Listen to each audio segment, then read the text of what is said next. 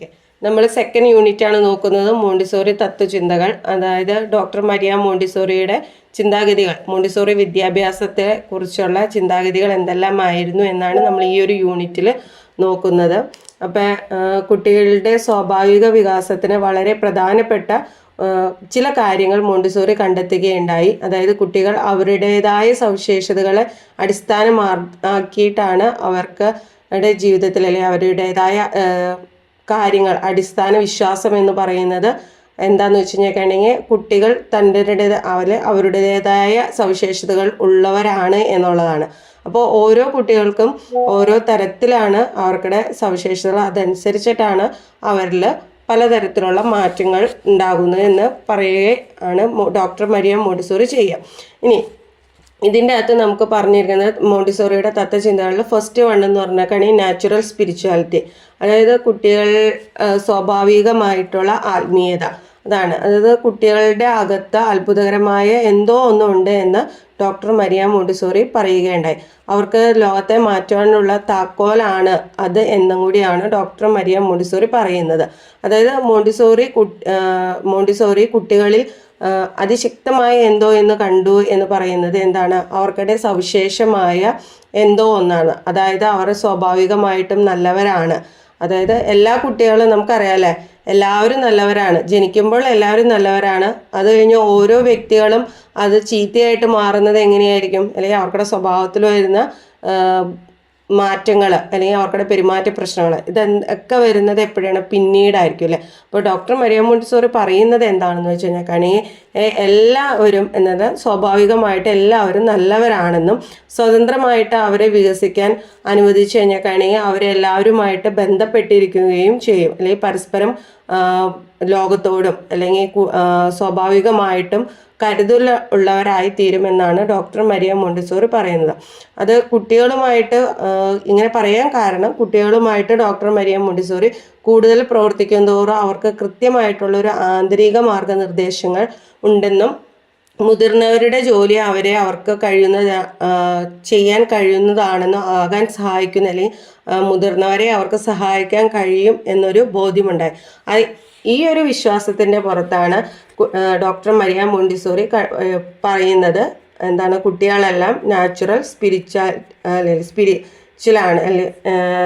Spiritual ആണെന്ന് പറയുന്നത്. Okay, അതായത് സ്വാഭാവികമായിട്ടുള്ള ആത്മീയത. അതായത് എല്ലാ വ്യക്തികളിലും എല്ലാ വ്യക്തികളും ജനിക്കുമ്പോൾ നല്ലതാണ്, പിന്നീട് അവർക്ക് കിട്ടുന്ന ആന്തരികമായിട്ടോ അല്ലെങ്കിൽ ബാഹ്യമായിട്ടോ വരുന്ന എന്തെങ്കിലും ഒരു പ്രശ്നം കാരണമായിരിക്കും എന്ത് ചെയ്യണേ, അവർ മാറുന്നത്. ക്ലിയർ ആണ് ഈ ഒരു പോയിന്റ്? ക്ലിയർ ആയോ? ഇനി സെക്കൻഡ് വൺ എന്ന് വെച്ചാൽ children thrive on order and structure. അതായത് കുട്ടികൾ നല്ല ക്രമത്തിലായിരിക്കും അല്ലെങ്കിൽ ക്രമാനുഗതമായിട്ടായിരിക്കും അവർക്കുടെ കാര്യങ്ങളെല്ലാം. ഇപ്പോൾ പറയുകയാണെങ്കിൽ തന്നെ ഫോർ എക്സാമ്പിൾ നമ്മൾ പറയുകയാണെങ്കിൽ നമ്മുടെ ക്ലാസ്സിൽ അല്ലെങ്കിൽ നമ്മുടെ വീട്ടിൽ ഒരു ബ്ലൈൻഡ് വൺ ഉണ്ടെന്ന് വിചാരിക്കുക, അതായത് അന്ധനായ ഒരു വ്യക്തി ഉണ്ടെന്ന് വിചാരിക്കുക. അവർക്കുടെ ഒരു വിശ്വാസം എന്ന് പറഞ്ഞിരിക്കുന്നത് എന്തായിരിക്കും, എവിടെ വേണമെങ്കിലും അവർക്ക് നടക്കാം, അല്ലെങ്കിൽ അതിൻ്റെ ഒരു വിശ്വാസം എന്ന് പറഞ്ഞിരിക്കുന്നത് എന്തായിരിക്കും കാരണം, അവർക്ക് അതിനെക്കുറിച്ചുള്ള ഒരു അറിവുണ്ടല്ലേ, എല്ലാ സാധനങ്ങളും കറക്റ്റ് പ്ലേസിലായിരിക്കും ഇരിക്കുന്നത്, കറക്റ്റ് ഓർഡറിലാണ്. ആ ഒരു വിശ്വാസമാണ് അവരെ മുമ്പിലേക്ക് നയിക്കുന്നത്. ഈ ഒരു എക്സാമ്പിൾ വെച്ചിട്ട് തന്നെ നമുക്ക് പറയാവുന്നതാണ് ഡോക്ടർ മരിയ മോണ്ടിസോറി പറഞ്ഞിരിക്കുന്നത്. അതായത് എല്ലാ സാധനങ്ങളും, അത് മോണ്ടിസോറി കരിക്കുലത്തിൽ എല്ലാ സാധനങ്ങളും കുട്ടികളുടെ യഥാഇഷ്ടം എടുക്കുവാനും അവർക്കുടെ അതുപോലെ തന്നെ ഓപ്പൺ ഷെൽഫ് ആയിരിക്കുകയും ചെയ്യും, കുട്ടികളുടെ സൈസിലായിരിക്കും സാധനങ്ങൾ അടക്കി വച്ചിരിക്കുന്നത്. അതുപോലെ തന്നെ അവർക്കുടെ പരിസ്ഥിതി എന്ന് പറയുന്നതും ക്രമമുള്ളത് ആയിരിക്കും. അതായത് ഓരോ വസ്തുവിൻ്റെയും സ്ഥാനം തിരിച്ചറിയുവാനും അത് എവിടെയായിരിക്കുന്നു എന്നും ഓർമ്മയിൽ ഉണ്ടാകുന്നതുമായിരിക്കും. പിന്നെ അതുകൊണ്ട് തന്നെ അവർക്ക് ഒരു സുരക്ഷിതത്വം ഉണ്ടാകുകയും ചെയ്യുന്നു. അതുപോലെ അനുഭവങ്ങളെ അടിസ്ഥാനമാക്കിയിട്ടാണ് ഈ പറഞ്ഞിരിക്കുന്ന കാര്യങ്ങളെല്ലാം ചെയ്യുന്നത്. ക്ലിയർ അല്ലേ ഈ ഒരു പോയിന്റ്? അതായത് children thrive on order and structure. ഇപ്പോൾ നമുക്ക് തന്നെ അറിയാം, ചെറുപ്രായത്തിൽ നിങ്ങളുടെ വീട്ടിൽ നമ്മുടെ കുട്ടികളെ തന്നെ നോക്കിക്കഴിഞ്ഞാൽ നമ്മുടെ വീട്ടിൽ ഒരു പുതുതായിട്ടൊരു വ്യക്തി വന്നു കഴിഞ്ഞാൽ അവർക്കിടെ എന്തെങ്കിലും ഒരു സാധനം കാണിക്കണമെങ്കിൽ കുട്ടികൾ എന്തായിരിക്കും ചെയ്യണേ, ഫസ്റ്റ് അത് എവിടെയാണെന്ന് വെച്ച് കഴിഞ്ഞാൽ ഓടിച്ചെല്ലും അല്ലേ. അപ്പോൾ അറിയാത്ത കുട്ടികളാണെങ്കിൽ എന്താ ചെയ്യുന്നത്, അമ്മയെ വിളിച്ചിട്ട് കാണിച്ചു കൊടുക്കും. അപ്പോൾ ആ രീതിയിൽ അപ്പോൾ അതിൽ നിന്ന് തന്നെ നമുക്ക് മനസ്സിലാക്കാൻ പറ്റും എന്താണ് അവർ ഘടനയും കുട്ടികളെ അഭിവൃദ്ധിപ്പെടുത്തുന്നത്. അതായത് അവർക്കിടെ ആ ഒരു ഓർഡർ എന്ന് പറയുന്നത് എന്താണ്, ചെറുപ്പത്തിലെ വരുന്നതുമാണ്, അത് നിലനിൽക്കുന്നതുമാണ് എന്നാണ്. അതിലൂടെ അവർക്ക് ഉണ്ടാവുന്ന ഒരു കാര്യം സുരക്ഷിതത്വം ആണ്. ക്ലിയർ? നെക്സ്റ്റ് എന്ന് പറഞ്ഞിട്ടുണ്ടെങ്കിൽ children move through sensitive period. കുട്ടികളെ എന്താണ് സെൻസിറ്റീവ് പീരീഡിലൂടെയാണ് പഠനം. നമ്മൾ കഴിഞ്ഞ ചൈൽഡ് സൈക്കോളജിയിൽ പഠിച്ചു എന്താണ് സെൻസേഷൻ, പെർസെപ്ഷൻ, സെൻസിറ്റീവ് പീരീഡ് എന്തൊക്കെയാണെന്ന് കണ്ടിരുന്നു. അതുപോലെ തന്നെ നമുക്ക് എന്താ സെൻസിറ്റീവ് പീരീഡ് എന്ന് പറഞ്ഞിട്ടുണ്ടെങ്കിൽ കുട്ടികളുടെ ആദ്യ കാലഘട്ടങ്ങളിൽ കുട്ടി എന്താണ് സെൻസ് ചെയ്ത് അല്ലെങ്കിൽ തൻ്റെ ഇന്ദ്രിയങ്ങൾ വഴി അത് ഇന്ദ്രിയങ്ങളെ ഉത്തേജിപ്പിച്ചിട്ടാണ് ഓരോ കാര്യങ്ങളും മനസ്സിലാക്കിക്കൊണ്ടിരിക്കുന്നത്. അതായത് നമ്മൾ അറിഞ്ഞ കാര്യങ്ങൾ കുട്ടി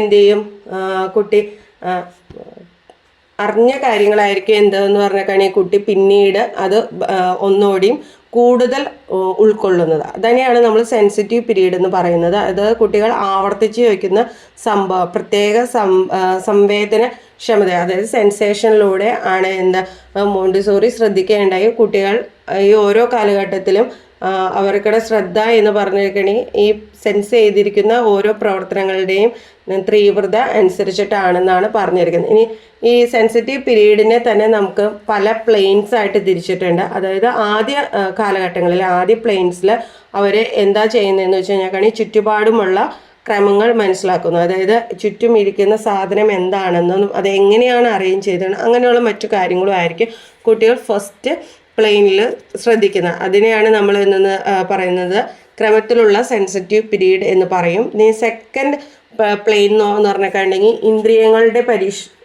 പരിഷ്കരണമാണ്. അതായത് അനുഭവങ്ങളിലൂടെ കുട്ടികൾ പഠിക്കുന്നു. ഇപ്പം നിങ്ങൾ നമ്മുടെ കുട്ടികളെ തന്നെ ഒന്ന് എക്സാമ്പിളാക്കി എടുക്കുക.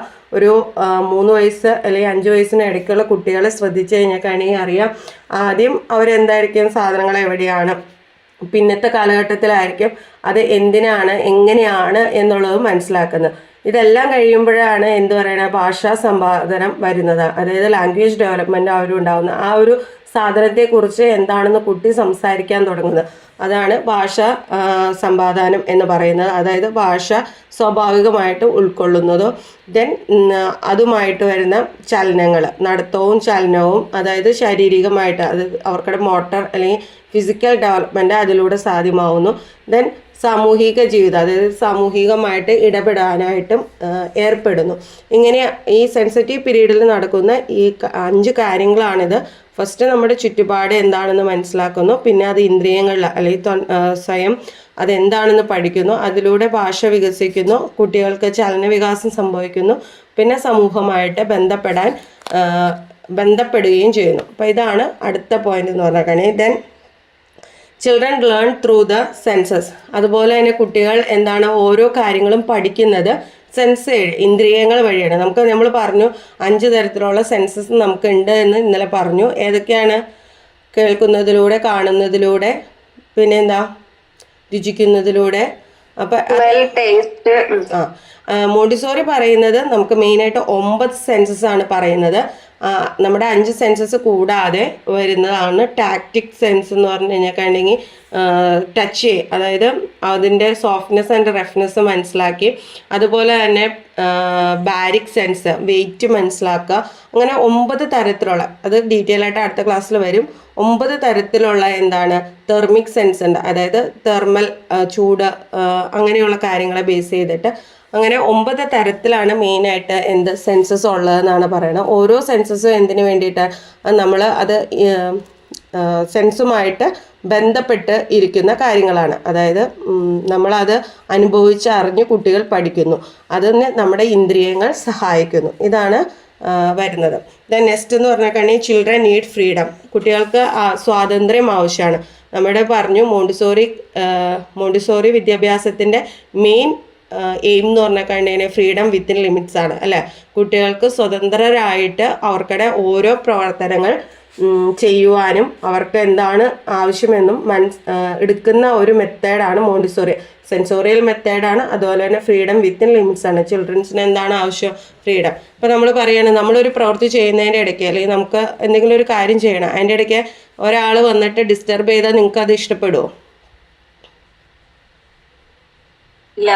ഇല്ല. അതുപോലെ തന്നെ ഈ ഫ്രീഡം ഉണ്ടെങ്കിൽ എന്താണ്, അവർക്കടെ ഉള്ളിലുള്ള കഴിവുകൾ പുറത്തേക്ക് തന്നെത്താനെ വരുമെന്ന് മോണ്ടിസോറി കണ്ടെത്തുകയുണ്ട്. അപ്പോൾ നമുക്ക് സ്വാതന്ത്ര്യം ഉണ്ടെങ്കിൽ മാത്രമാണ് എന്താ നമ്മുടെ ആശയങ്ങൾ പുറത്തു കൊണ്ടുവരാനും അല്ലെങ്കിൽ നമ്മുടെ സർഗാത്മകമായിട്ടുള്ള കഴിവുകൾ പുറത്തോട്ട് കൊണ്ടുവരാൻ കഴിയും. അതായത് പാട്ട്, ഡാൻസ്, എഴുതുക, വായിക്കുക, ഇതുപോലെയുള്ള കഥ പറയുക, ഇതൊക്കെ എന്താണ് നമുക്ക് നമ്മുടെ കയ്യിലുള്ള ഒരു അഭിരുചിയാണ് അല്ലെങ്കിൽ നമ്മുടെ സ്കില്ലാണ്.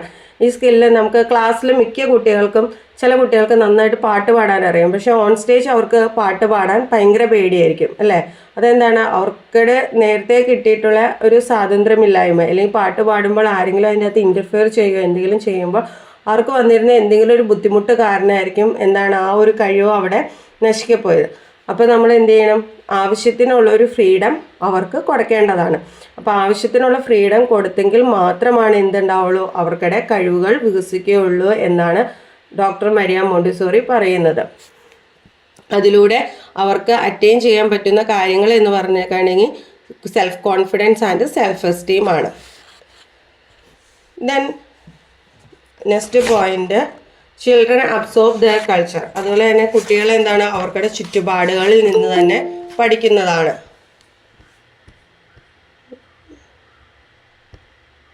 ചുറ്റുപാടുകളിൽ നിന്ന് തന്നെ പഠിക്കുന്നതാണ്.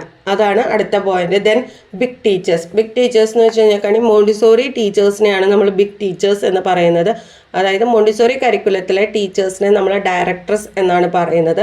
കാരണം അവർ ലീഡ് ചെയ്യുകയാണ് ചെയ്യുന്നത്, പക്ഷെ കുട്ടികളെ കൺട്രോൾ ചെയ്യുകയല്ല ചെയ്യുന്നത്. അതായത് നമ്മുടെ മോണ്ടിസോറി വിദ്യാഭ്യാസത്തിലെ കുട്ടികൾക്ക് ഒരു കൺട്രോൾഡ് ഇതല്ല കിട്ടുന്നത്, പക്ഷെ അവർ എന്താണോ, അതായത് കുട്ടികൾക്ക് സ്വന്തമായിട്ട് അവരുടെ വർക്കുകൾ എടുക്കുവാനും ചെയ്യുവാനും സ്വാതന്ത്ര്യമുണ്ട്. ഈ സ്വാതന്ത്ര്യത്തിൽ അവർ